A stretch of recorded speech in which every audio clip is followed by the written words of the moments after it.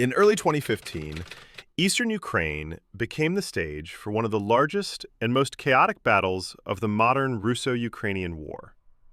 The town of Debaltseve, a small but strategically vital rail hub in the Donbas region, found itself at the center of a brutal clash between Ukrainian armed forces and Russian-backed separatists. Though the war had started in 2014, after Russia annexed Crimea and supported separatist movements in Donetsk and Luhansk, the fighting in Debaltseve would come to define the next phase of the conflict, one marked by full-scale artillery duels, tank assaults, and a collapsing front line. For Ukraine, Debaltseve wasn't just a town, it was a lifeline. Holding it meant maintaining control over a key rail and road junction between Luhansk and Donetsk, two separatist strongholds. For the separatists, capturing it meant cutting off Ukrainian forces, tightening the noose around remaining pockets of resistance, and solidifying their hold on the east. As both sides rushed reinforcements into the region, the battle turned into a high-stakes standoff that would soon spiral into open warfare. By January 2015, around 6,000 to 8,000 Ukrainian troops were stationed in and around Debaltseve, forming a bulge in the front line that became known as the Debaltseve salient. Ukrainian forces fortified positions in nearby villages like Vulahirsk and Logvinove, attempting to hold the highways feeding into the city.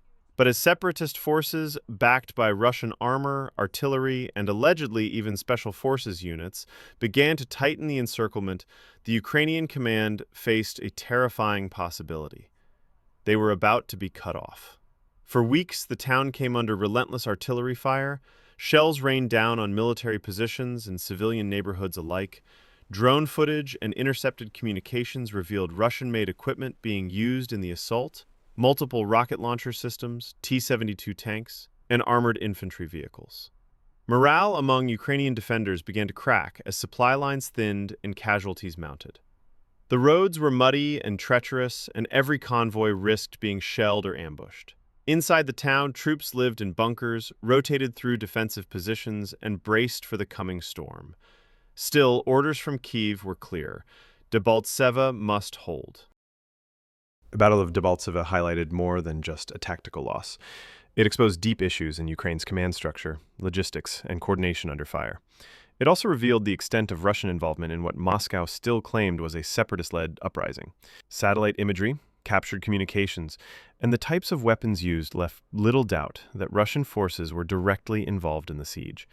The battle also raised questions about the Minsk ceasefire itself, which was signed just days before the fall of the city. While leaders called for peace, the reality on the ground was that the offensive had never stopped. Debaltseve showed how ceasefires could be used as cover for strategic gains, and how the fog of war could be manipulated to serve political ends. For the Ukrainian soldiers who survived, the retreat from Debaltseve became a rallying cry, a reminder of what they were up against and what had to change. Today, Debaltseve remains in separatist hands, a ghost town scarred by artillery and abandonment. But its name continues to carry weight. It marked the turning point from an uprising to a full-blown hybrid war, where proxies, propaganda, and artillery work in tandem. For Ukraine, it was a hard lesson in modern warfare, one paid for in blood, silence, and the long cold walk back from a battlefield already lost. Then came February. With peace talks underway in Minsk, international leaders hoped for a diplomatic solution, but on the ground, the fighting only intensified. In a particularly decisive move, separatist forces launched a multi-pronged assault aimed at severing the last road, the M03 highway, out of Debaltseve. The village of Logvinove, just north of the city, became the linchpin. Ukrainian forces fought desperately to hold it, but were eventually pushed back. Once that road was lost, Debaltseve was effectively surrounded. Ukrainian troops were now in a cauldron, a term used to describe a force trapped under fire with no safe way out. Inside the pocket, confusion reigned. Communications between frontline units and command were spotty. Maps didn't match the shifting battlefield. Shells exploded day and night. Reports circulated of friendly fire incidents, misidentified units, and supply trucks going missing. Ukrainian units fought hard to maintain cohesion, but the pressure was immense. Command posts were overrun. Medics worked under constant fire. Artillery crews fired until their barrels overheated. Ammunition ran low. In the final days, the situation deteriorated rapidly. Some units were ordered to dig in, others were told to prepare for retreat. No one seemed to know exactly what the plan was. On February 18th, after denying for days that a retreat was even necessary, Ukrainian President Petro Poroshenko finally ordered a withdrawal. It was a decision made too late. Under the cover of darkness, Ukrainian columns attempted to break out through enemy fire. What followed was a chaotic and deadly retreat. Vehicles bogged down in the mud or hit mines. Soldiers abandoned trucks and tanks, escaping on foot through the freezing terrain. Small groups navigated fields, forests, and side roads, trying to reach friendly lines without being ambushed. Some made it. Others didn't. It wasn't a clean extraction. It was survival. In the end, estimates suggest that several hundred Ukrainian soldiers were killed or wounded, with dozens captured and equipment losses stretching into the hundreds of vehicles.